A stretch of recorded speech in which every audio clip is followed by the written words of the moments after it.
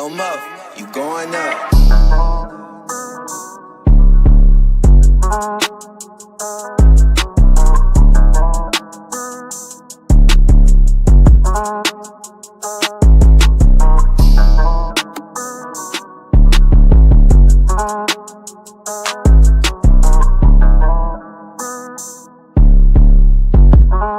Ayo, Muff, you going up.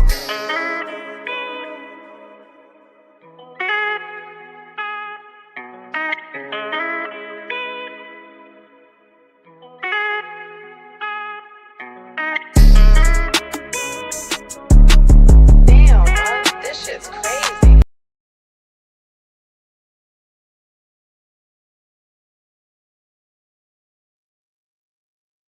Burn Live, y'all. Burn Live, where we marijuanically go through conversation trying to ash out common sense. I almost maybe want to bring back my old slanging. Marijuanically, dang, I forgot that one. Marijuanically, something. I had a nice little marijuana one. But welcome to the Burn Live Show. Like I said, where we burn through conversation trying to ash out common sense. Today is Monday, and as you see up in my corner, what it is on Monday is my marijuana news day, where we go cover over news, marijuana stories, and laws to define of why we need to get our voting in order to do better. You know, these things does matter. Okay.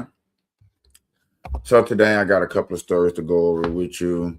A couple of illness things that happen in New York. It always seems like trafficking, sicknesses, and things are major things that news coverages be covering when it comes to this. So I forgot to do one more thing, y'all. Hold on. But yeah, those are seem like the major coverages that we do go over. And we're going to be going over a couple of major stories today. These stories happened within this week. So, hold on 2 seconds, y'all. Just finishing sending out the invites. Yeah, so it's a lot of marijuana stories that have been happening. It seems like in these categories that we'll be covering. Like I said, illness, sicknesses, and stuff like that. Without further ado, we are going to definitely start off with this illness because,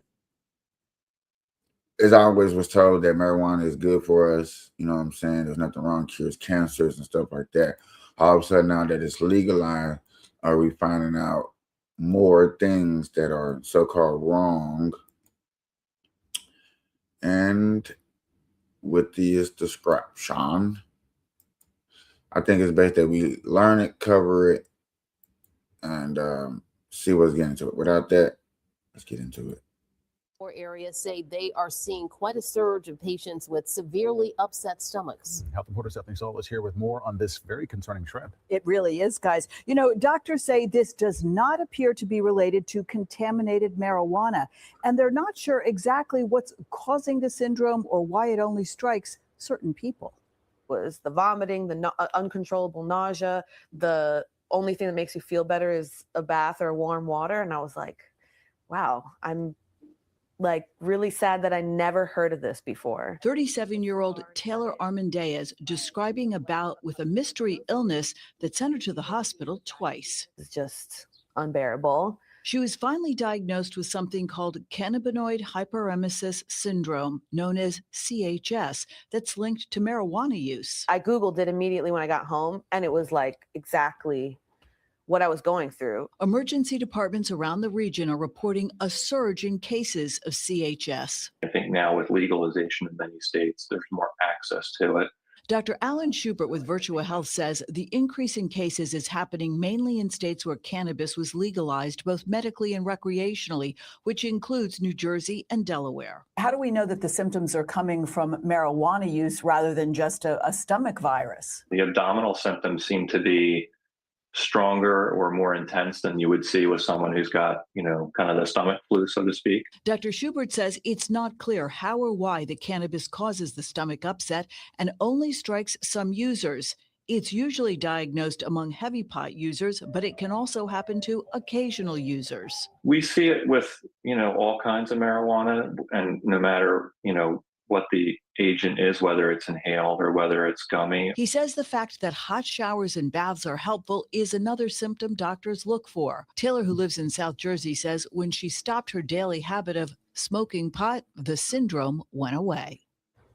Now, health experts think some of the cannabis products from dispensaries might have higher THC levels, which might be causing these upset stomachs.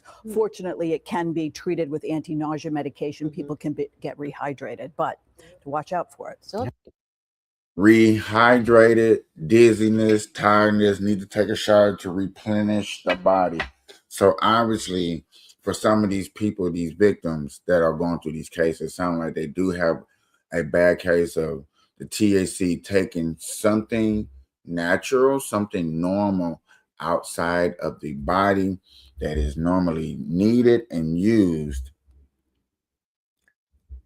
And yeah, it does sound like you need to use less dosage of weed, pay attention to more of the marijuana that you are using, because it don't sound like it's very vibrant. Just saying.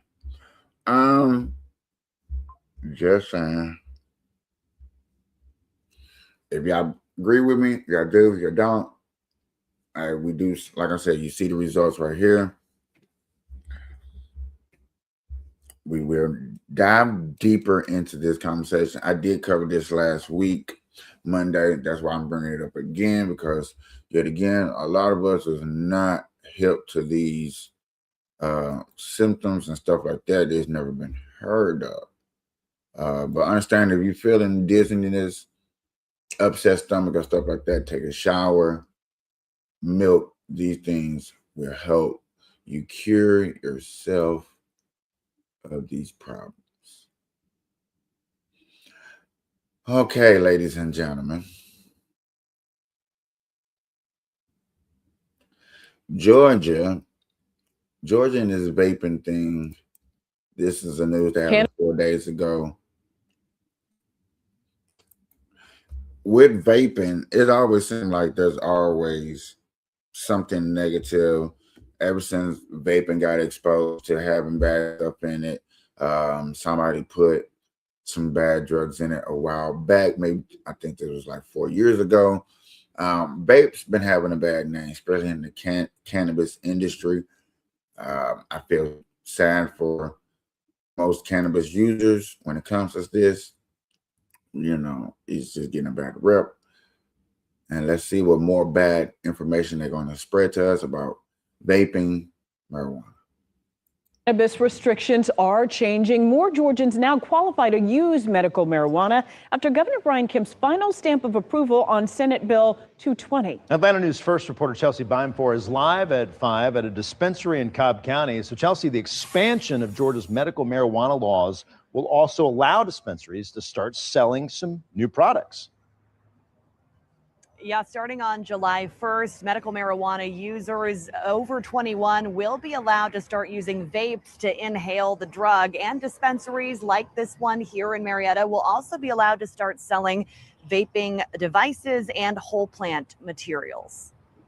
But yeah, it does help promote sleep for me. Knees, back, just a multitude of orthopedic issues. Some Georgians with chronic pain and sickness are rejoicing following Governor Brian Kemp's official signature on Senate Bill 220, which expands the state's medical cannabis program. Medical marijuana is needed for people that suffer with all kinds of illnesses. The bill adds new qualifying conditions like lupus to the law and allows those with a medical cannabis card to begin legally inhaling the drug via vape. They're looking for instant relief. And so this particular form of the product, inhaled, actually goes straight into the bloodstream, and it allows for quicker relief for patients, whether it's cancer, PTSD, multiple sclerosis, or chronic pain. Gary Long is the CEO of Botanical Sciences, Georgia's largest medical marijuana dispensary with 5 locations across the state. He serves customers like 29-year Army veteran Doug Matty, who suffer from both physical and mental pain after a lifetime of combat. He says the new vaping provision will help him tremendously. It gets the relief the fastest, I think, to me. The new law also replaces the current 5% THC potency cap with 12,000 milligrams of THC that a patient can possess at any one time. I mean, that's what I was waiting on to see. Like, we gonna get something to activate through the system more quicker. Doesn't sound very safe, like how weed naturally kicks in. You smoke it every 15 minutes. You smoke, another 5 minutes kick in. Depends on your THC level.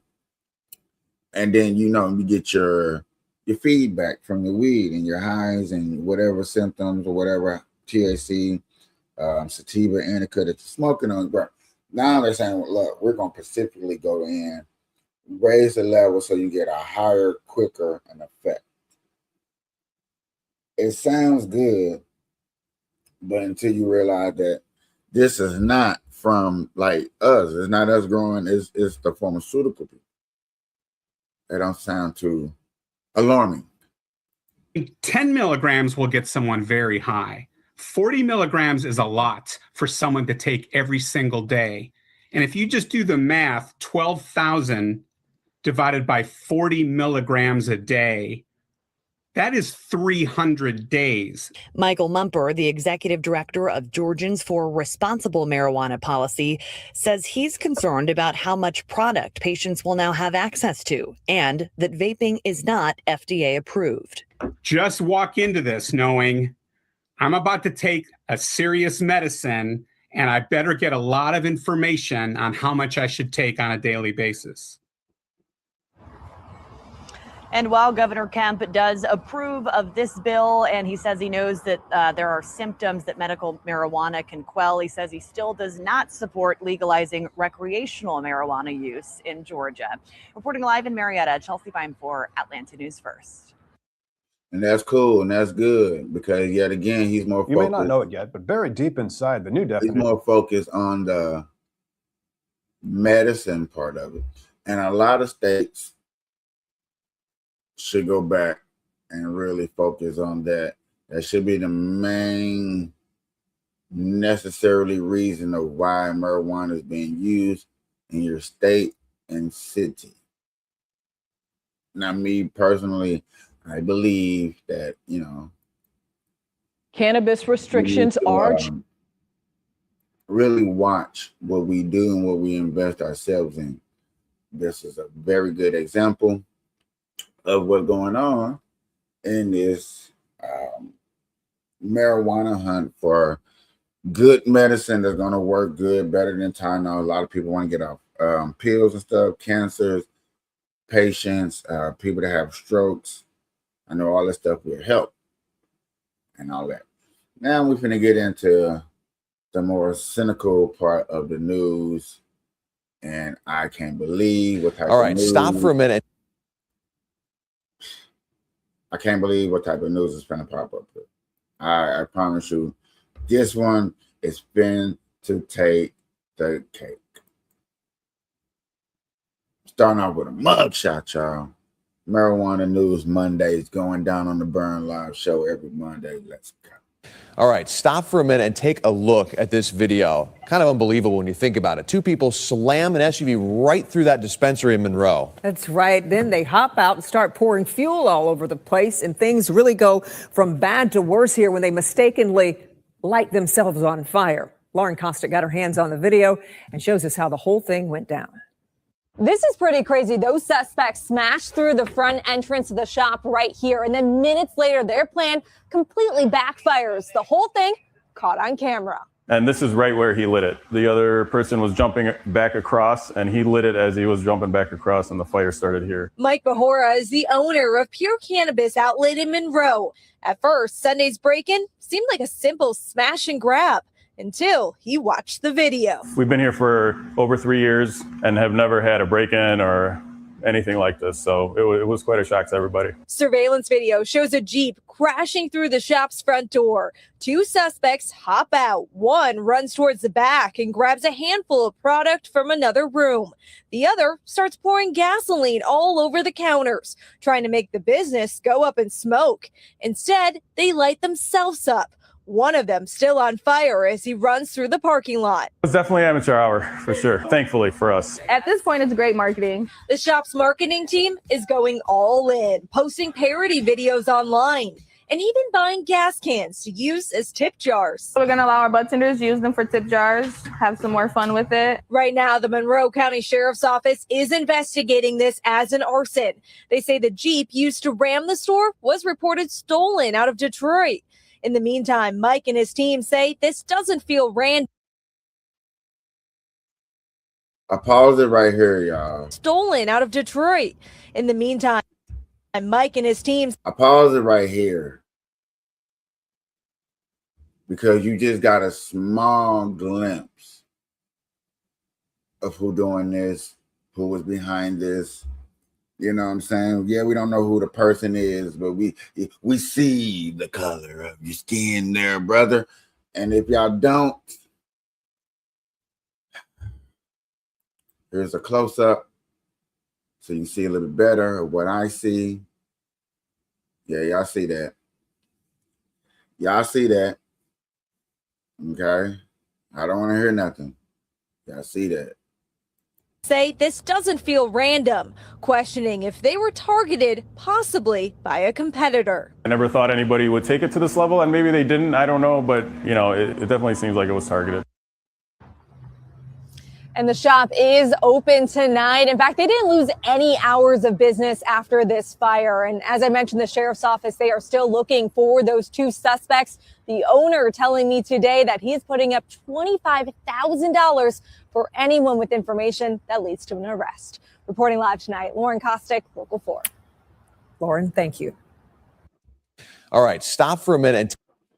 You would think somebody, like, they can't even turn themselves in to the hospital, not turn themselves in, but go to a hospital to even see about those burn wounds where they're real bad. They really got to take care of themselves. Tragedy.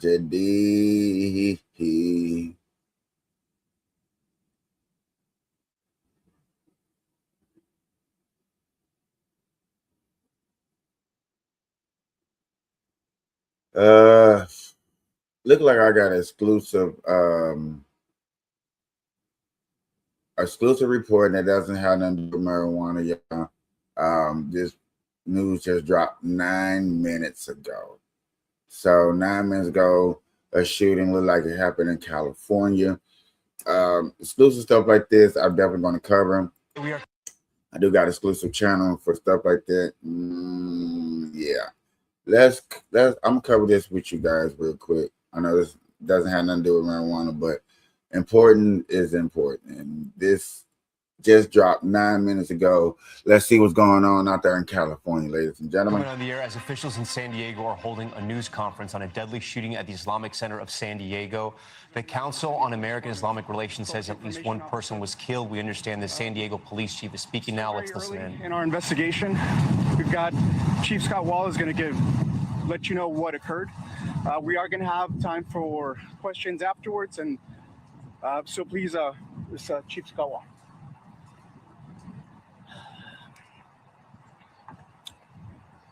This is every community's worst nightmare.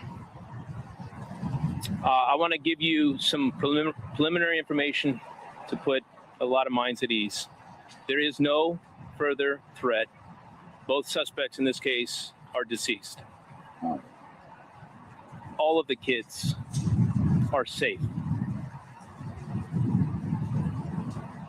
Our hearts go out to the families that are in this moment being notified of what has happened to their loved ones.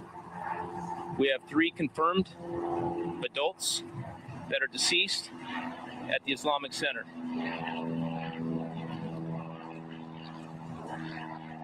There is a lot of preliminary information that we're going to try to highlight and cover, but understand it's going to take us some time to get accurate information out to everyone. Here's what we know so far. At about 11:43, we received a call of an active shooter at the Islamic Center. Within 4 minutes, officers arrived on scene and observed immediately 3 deceased, what appeared to be deceased victims out in front. They immediately began to deploy with an active shooter response into the mosque and adjacent school. At about the same time, we began to receive calls from just a couple blocks away that we had more active gunfire. Officers were also responding to that call for service at the same time.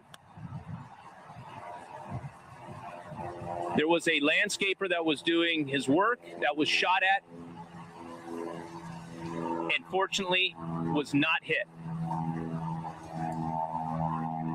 That was at about the 7100 block of Salerno, which is just a couple blocks from here.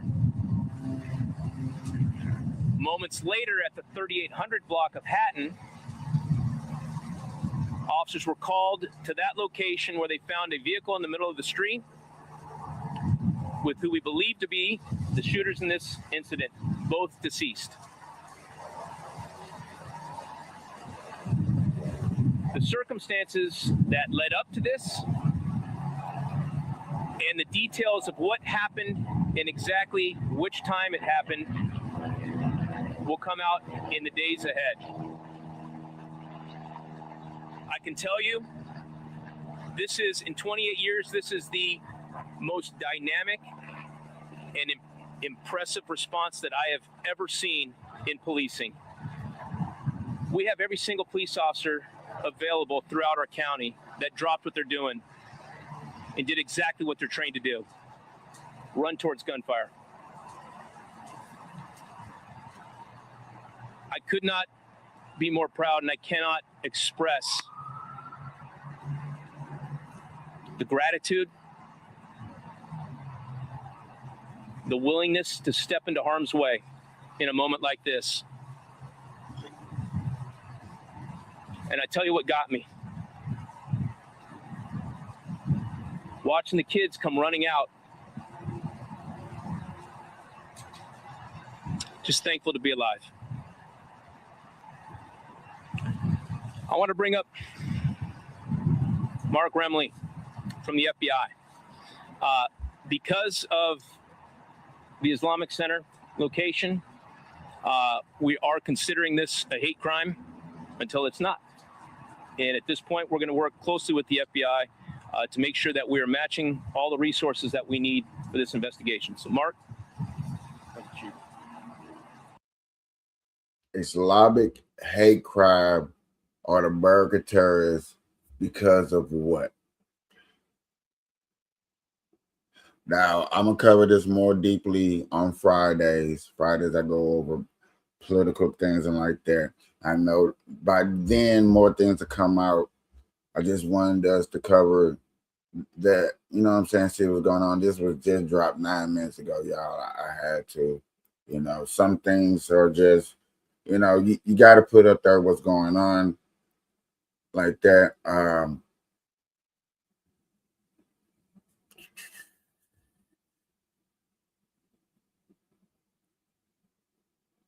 To give you more of an understanding, go in more details. Here's the CNN anchor coverage. It happened 32 minutes ago. Drop So let's get into it. From the San Diego police chief, specifically the timeline. What he said is just a little over 2 hours ago, authorities were called to the Islamic Center of San Diego due to reports of gunshots. He said they arrived within about 4 minutes, police did, and then found these 3 men victims in the parking lot of the mosque.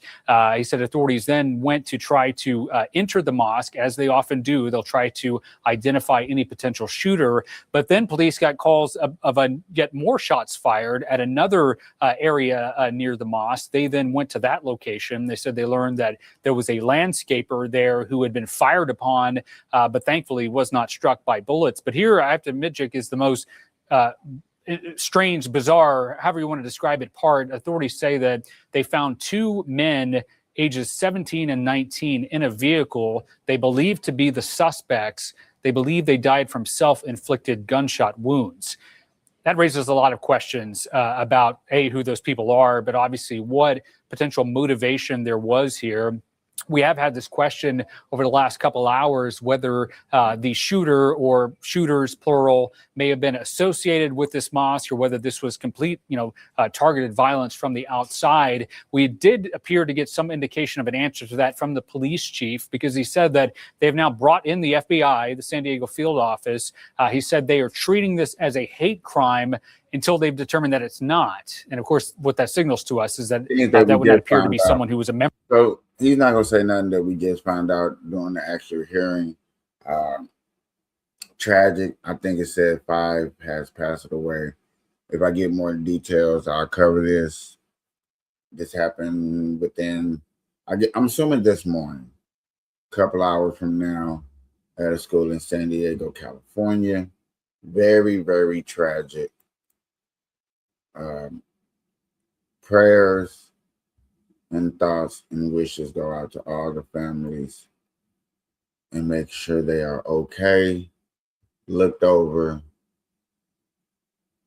and make sure everything's okay. Other than that, y'all, back to the marijuana news and story and coverage.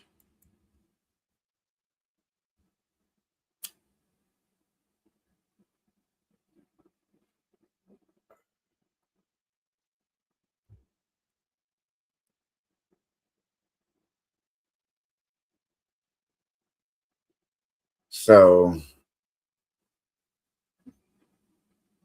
what's this? ABC had a sit-down coverage news interview, cannabis, marijuana, and Georgia lawmakers concern of proper laws. You would think that the fight for this marijuana thing would still be big and popular across the bay, that all 50 states are not legal. And you only see the heavy push in places that are not.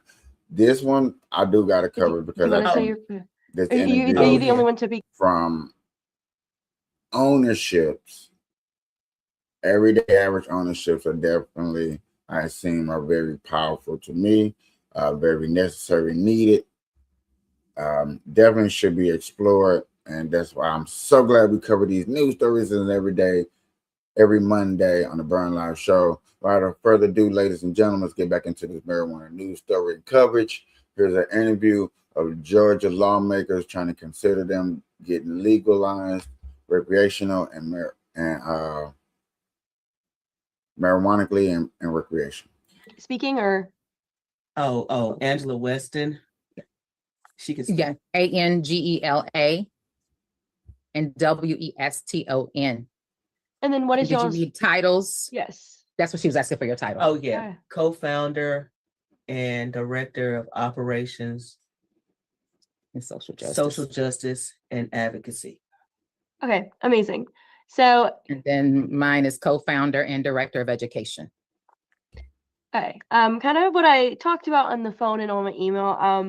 I'm working on a story today about Governor Brian Kemp passing a law that would expand medical cannabis access to Georgians who need it in the state of Georgia. Can you just tell me a little bit about y'all's feelings about that? Now that this could help expand access to patients who need it. You want to start? You can. Okay. We have We believe that it is a great start. And by it being a great start, meaning that it's not exactly what we would like, but it's a start to get the conversation started here in a very conservative state. We're happy to have taken a part of the advocacy as far as the expansion, as far as being involved with the part of the Blue Ribbon Study Committee. We took part as far as testifying and sharing insights from a science point of view, and which included bringing forth another method of ingestion, which allowed us to have full plant material for vaporization versus the 50% levels of THC in just an aerosol type vape or an oil type vape, because of people having issues with ingesting the MCT oil. I know Angela can go further with that. Yeah. So that was one of the reasons why we definitely did that, because there is a rare disease, but people do have it, where they're not able to metabolize oil. And so all we had was a low dose THC oil program. And we wanted to definitely expand that into something more robust of a program, so we could have more conditions, and also to have more products available for people to use.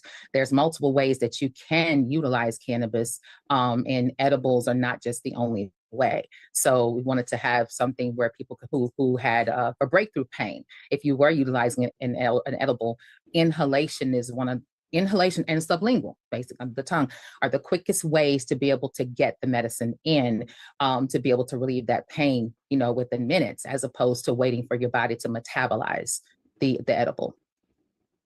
And is that This is what we're talking about, where Trump decriminalizing marijuana, you have somebody able to actually go out there and do more research. And as you see, and as you heard in 2 stories that I have covered today, is the fact that raising the THC or finding another solution for the THC to be active in your body quicker and get strictly to the symptom in your body to help with the problem. Those are things that a lot of medicine people would like to do with marijuana. That sounds very beautiful and lovely to do with marijuana. And I'm for that. And if that's what's going to happen, I'm down. Okay, let me say it like that. I am very down. But yet again, I'm not going to lie when I say I'm very skeptical of things like this happening the proper way, in the right way. So yet again, I'm for it. Let's do it. Let's get the research out there, and let's see. Still waiting for your body to metabolize the edible. And is that the biggest difference with this new law, expanding the method in which people can get the medical cannabis through now vapor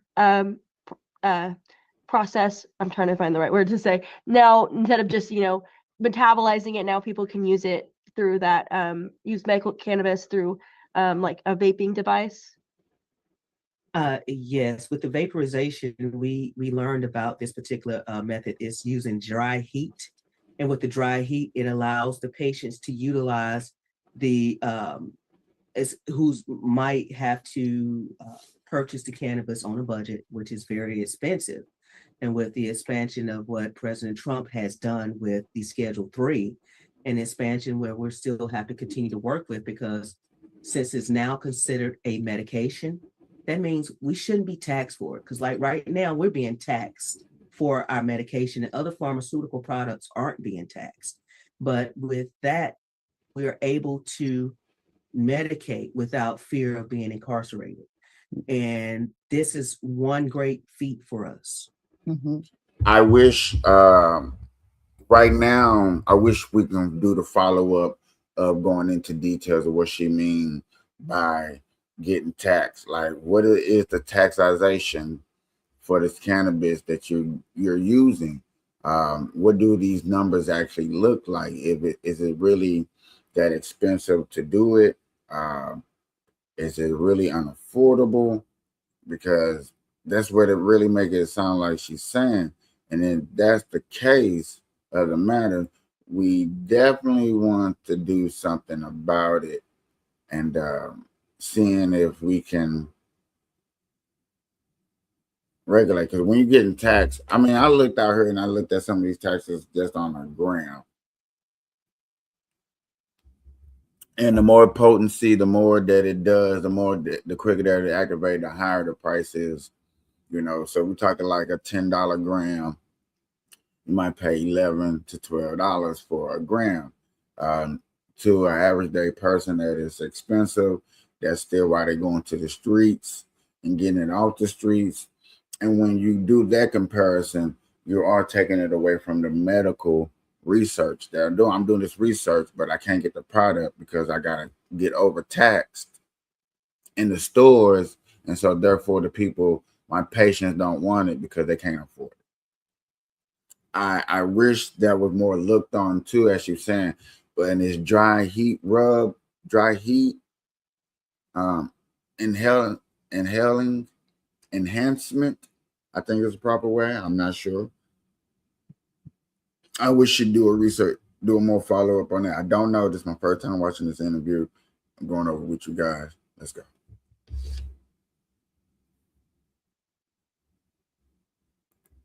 And even with vaporization, one of the things that we basically brought up, and especially using the dry heat for those patients who are on a budget, once they decarb the flour, utilizing the dry heat, the flour is not burned away as if you did if you were smoking it. You actually be able to use that decarb flour after you've inhaled to make other products, like your tinctures, if you want to make salves, things like that. So that gives them a multiple use of that flour as opposed to just burning it away. And it's also healthier for you than burning when you're thinking about the carbons and those that when you're smoking with fire, you have less of that when it comes into the inhalation using a vaporization device. Which is medically approved in the UK. There's the medically approved device that we hope for next year's legislation session to go ahead and introduce that so that we will be able to have it covered up under healthcare insurance. And that's why we work along with our national partner, Americans for Safe Access. We just got back from DC on the Hill. So it's a lot of things that takes place in trying to shape Georgia's medical cannabis program. You have to step outside the boundaries of the state so you can go ahead and make sure that your conversation is heard by your legislators, on the Hill. Mm-hmm. And that kind of ties me into my next question. You mentioned at the beginning of the interview that this is a nice start. You kind of mentioned the changes you want to see or in the future in the next legislative session. What are some other progresses forward you want to see happen to help those who need medical cannabis in Georgia? First of all, we want them to open it up so that other people can acquire licenses. We would like to see home grow because a lot of people prefer to have their own products and develop their own type of plant material, meaning like they're different what do you call it? Cultivars. Mm-hmm. And have your different terpenes there because we do believe that expansion is still needed. But this is a conversation and we want to make sure we highlight the fact that it's a start. This is not the finish line. Because it's not the finish line, we need to make sure that the legislators say, hey, yes, we have full plant material now, but we need to add more conditions. And we need to, even though we have some people who would like to prefer to go towards the DC way of the self-registration, but we still have to be concerned about the as far as like having the pharmacists and your doctors involved with it because of some people are on medications that might have a drug-drug interaction. And so that's one of our understanding that marijuana and your main prescription that a doctor prescribe you is going to probably have a chemically unbalanced effect on you. Sleepy, drowsiness, laziness, stomach ache has been seen earlier.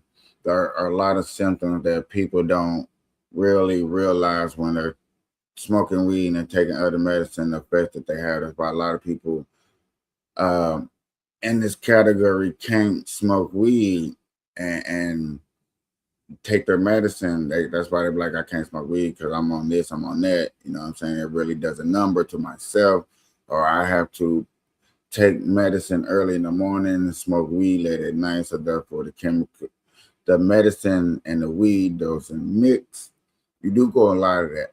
Now, when you look at dispensaries and places to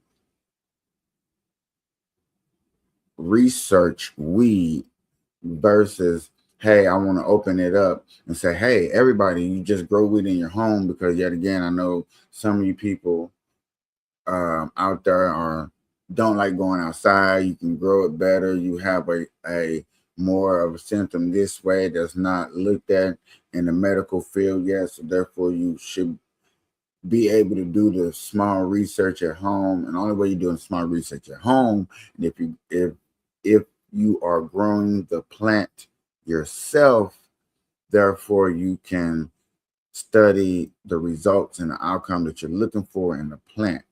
Therefore, that's why a lot of people would love for recreational, but then you really got to look at the upside of recreational for as home growth. You got a lot of home growth, people growing up to ounces, pounds, and tons. That leads into more trafficking when things get a little tough. And you really got to watch things reaching the bars of, I want to do this for medical, but I don't want to get to a federal consequences because, people out here are going to abuse. Now, that's just me. That's just how I think of it. As far as what part of the law do we want done more justifiable? Our concerns too. So we want to expand it to where it include all conditions. And since it is a Schedule III now, that any one of these medical doctors here in Georgia can actually prescribe it, but they need more education. That's why we are here, to make sure that we're able to educate doctors. We have our lunch and learns, and we have our educational workshops and town halls that we have one coming up June 13th with our veteran partner. So, yeah.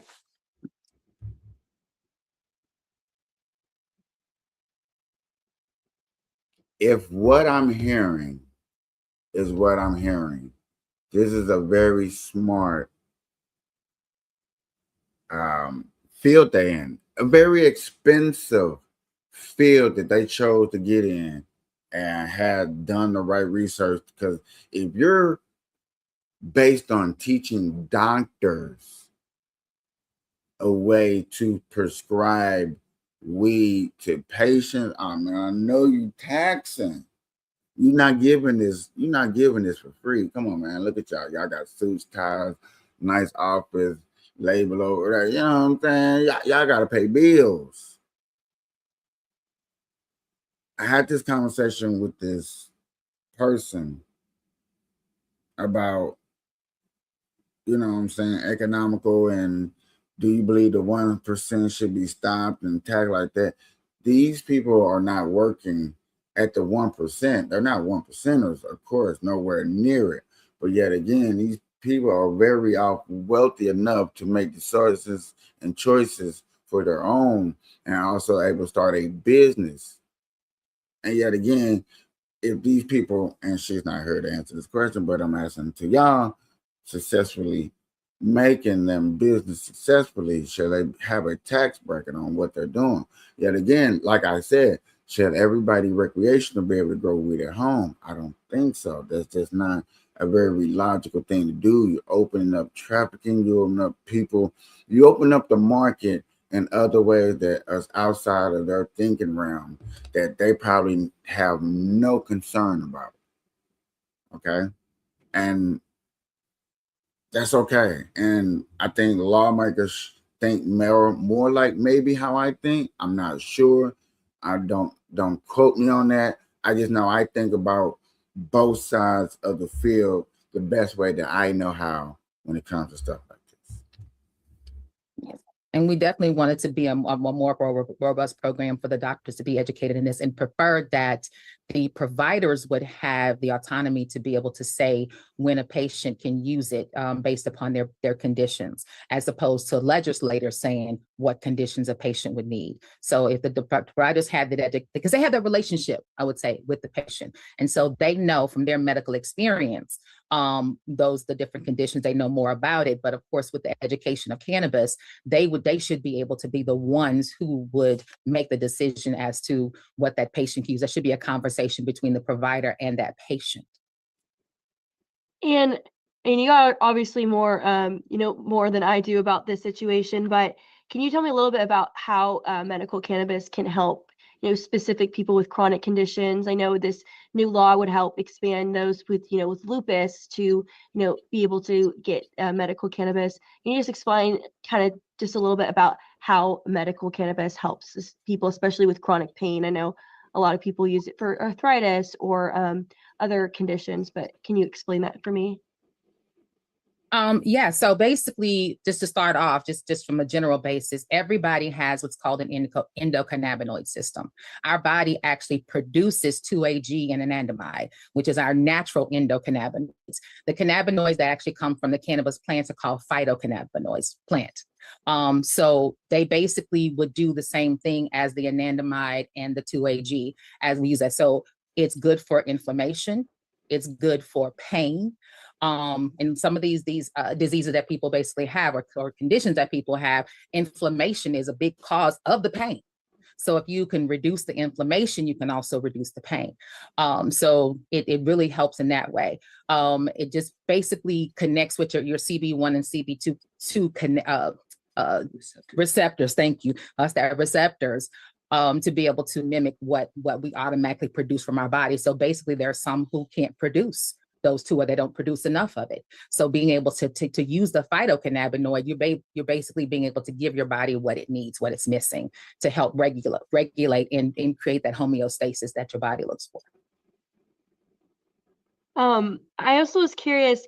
My station is in Tennessee, but we cover Northwest Georgia, and that's I'm covering the story today. In my research, we only have one medical cannabis pharmacy in Northwest Georgia. Do you think, you guys mentioned this is a step in the right direction with this, new law and maybe potential new laws in the future? You think that could potentially expand to more, medical cannabis pharmacies in our region, or at least in my region? Funny you should say that. A couple of years ago, they actually wanted to put it in all pharmacies. However, the DEA stopped it. They sent letters. They sent that, that naughty letter to the pharmacists. However, now that it's a Schedule III, yes, we do believe that more pharmacists will expand, because I know it was one in Augusta that I know that's way over there, but yeah, Augusta. And I know we have one in Atlanta, Dr. Hang. She's a pharmacist that's like downtown Atlanta. I'm pretty sure more pharmacists. We have some here in Austell. So I don't know if they've come online, but we have some that are, we actually have some. Yeah, it's another pharmacy too, Lotus Pharmacy. There are quite a few, but if we try our best to keep it updated on our website, for pharmacies and providers and stuff like that, so that people will know. However, that's another thing we want to make sure that's included there, so that we'll be able to have the medications delivered, because being a patient, you're sick, you don't want to have to always go to a dispensary. We want to have the option, just like at CVS, they're able to deliver your meds. We want to have the comfort of having it delivered, because being a caregiver is very difficult, because caregivers have to work, but in some cases, they have to go pick up the medication. But if your patient is at home, then that's another. These are the type of people to put in legislation that has your best interest in the marijuana field at heart.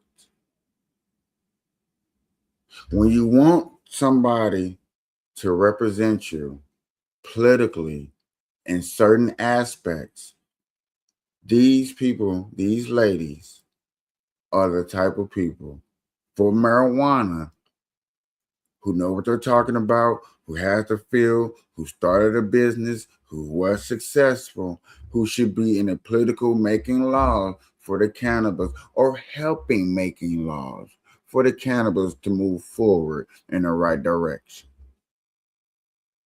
Just saying. Just saying. The story. So that yeah, we were actually I'm sorry. Yeah, I know. I'm saying, yeah, expanding into pharmacies so that that more it's readily available for everybody, for more people out there. And I think with the changing of this new with the cannabis program now and the law being signed, that's going to be able to happen. Specifically because now I think the even the dispensaries that we have, you'll be able to get more people on the registry now that we've added a few more conditions, and now that we can have more of a whole plant. So I think that's going to bring more people out, which is going to also cause for expansion. And I feel that we do need to have that expansion, especially in the rural areas.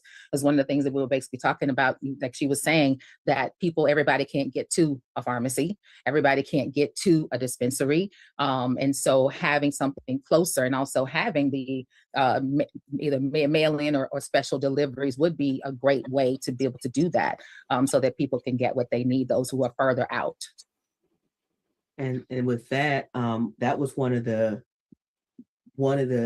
issues that we did discuss with legislators while we were discussing this bill and testifying about this bill, that they wanted to put the caps of how much you could have maintained, because one of our major concerns was the mandatory minimums, because they had mandatory minimums. If you had over 20 fluid ounces of THC oil, you could be subjected to $5,000 fine, 10 years in jail. It was so many things that would deter people from trying to be a part of this program.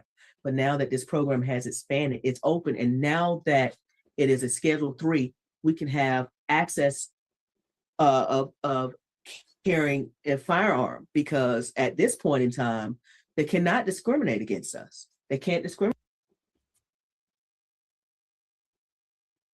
I've been waiting to hear that. That's the second time that I heard that when it comes to marijuana license and firearm. That is a very deeply concern for me. Okay. That's something that is very touchy, something that I hold dear to me when it comes to the legalization of marijuana, that at first that was highly overlooked and is finally being stared in the face. This is what I'm talking about, ladies and gentlemen, and this is what needs to happen. Against us because we are patients and it's a Schedule 3, and now that fear of not being able to carry a firearm without being afraid of being arrested, then this is great for medical cannabis patients. Those, on the other hand, who are looking to profit from I guess adult use, that's a whole nother conversation. Our concern is about the patients at this moment. And, you know, how can you tell a patient that is suffering chronically, I'm upset because I want to make money off of this. I want to have fun. I want to have adult use versus, you know. The difference between recreational usage and medical usage, for as their concerns and what strives them to do this work every day.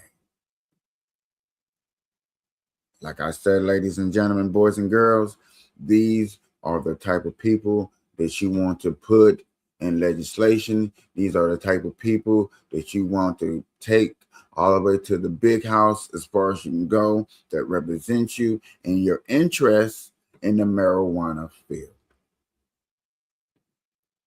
I don't care what their parties is. That's really not my concern. I don't care. I care about their needs, and their wants matches my needs and wants. And with that, ladies and gentlemen, good morning, good afternoon, good evening, anytime that you're watching this. I appreciate you watching this. And with that, I say, have a good day.